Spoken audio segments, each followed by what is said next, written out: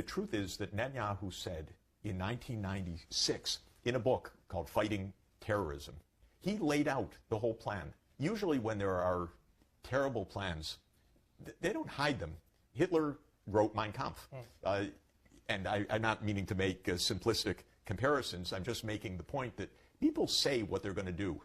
Netanyahu wrote in 1996 his plan for how he was going to make Israel safe.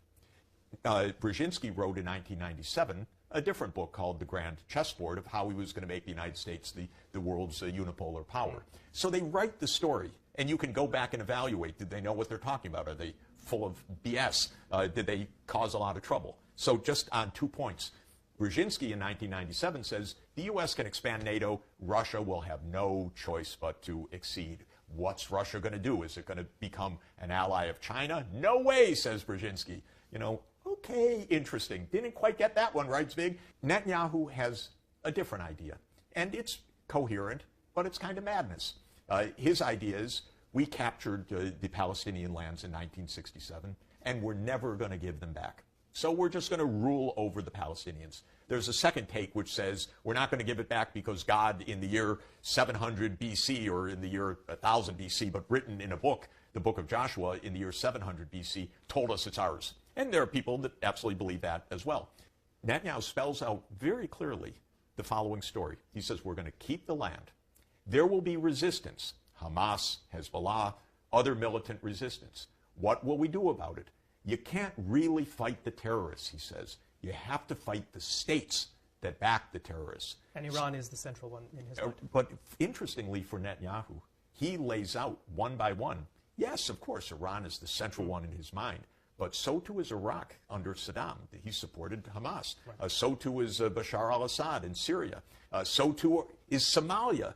So too is Muammar Gaddafi in Libya. You know, he laid it out, and he at various times listed the countries. And one list that showed up in the Pentagon just after 9/11 was 7 countries: Iran, Iraq, Lebanon, Syria, Somalia, Sudan, and Libya. And you know what the plan was? 7 wars in 5 years. The U.S. using Israel? No, no, no. This is Israel using the U.S. as if our military is in their hands, which in effect it is. You take Wolfowitz and you take Feith and you take these neocons and you take Netanyahu. They game planned the whole thing out.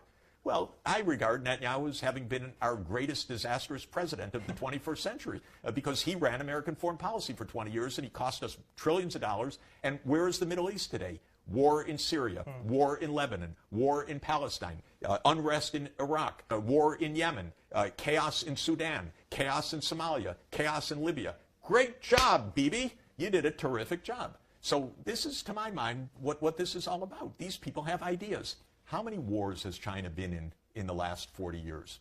Let me count them. That would be 0. Not one war in 40 years. When was the most recent war that China was in?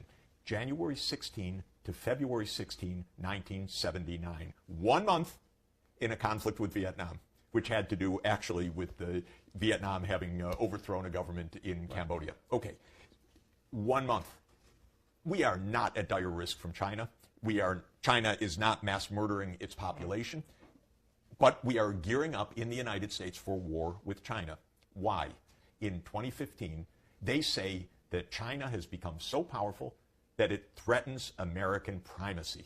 And China's rise is no longer in America's interest. And so you watch this mentality in the U.S. go into effect. Suddenly, because China's economically successful, they're not just economically successful, they're the enemy. Right. So everything becomes rhetoric. In the case of Ukraine, which I have followed from 1990 as advisor not only to Mikhail Gorbachev and advisor to Yeltsin, but also advisor to President Leonid Kuchma of Ukraine. I was advising the Ukrainian government in 1994. I'm not against Ukraine in any way.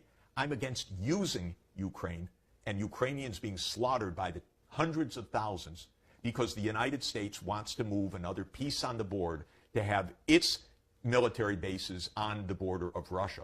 And why, by the way? Because, again, there's a whole telltale line of reasoning. Just like the Soviet Union broke up, we can induce Russia to break up along ethnic lines. This is a meme of Washington. These people are out of their minds to be provoking